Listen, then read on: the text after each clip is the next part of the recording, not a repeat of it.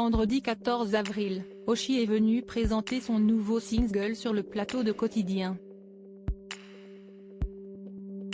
Au cours de son entretien, la chanteuse est notamment revenue sur la polémique autour du concert de Bilal Hassani dans une ancienne église désacralisée.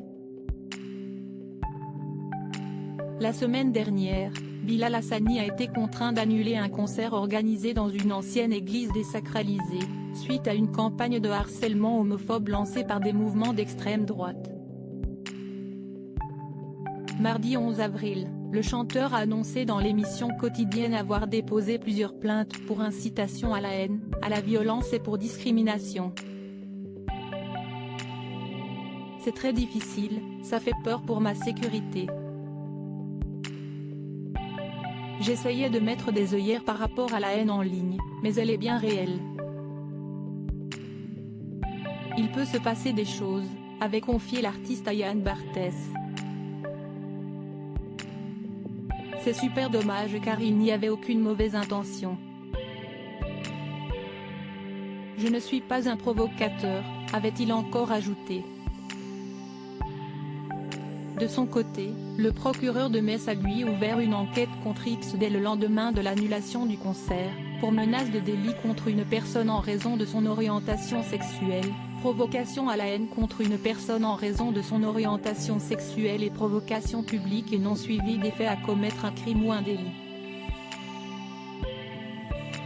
Ça m'a bouleversé à l'occasion de la sortie de son nouveau single. Oshi était l'invité de Quotidien vendredi 14 avril.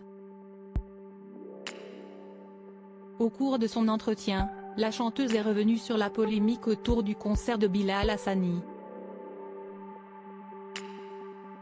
Mardi on a reçu Bilal Hassani qui lui aussi a subi le cyberharcèlement et les menaces de mort, comme vous, comédie de Préto. Est-ce que ça veut dire qu'un artiste LGBT ne peut pas vivre en paix en France en 2023, a demandé Yann Barthès. Ça dépend où. Je pense qu'il y a des safe places, des médias cool comme ici, où on peut être à notre place. Et il y a des endroits où on se sent très mal, parce qu'il y a des gens mal intentionnés comme on a vu avec Bilal par exemple. Et ça m'a encore bouleversé parce que j'ai l'impression que ça arrive beaucoup trop souvent, a expliqué Oshi.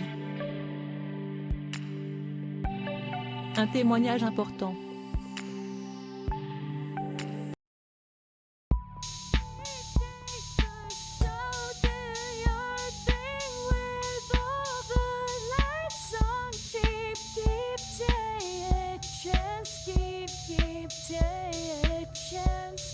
You can just keep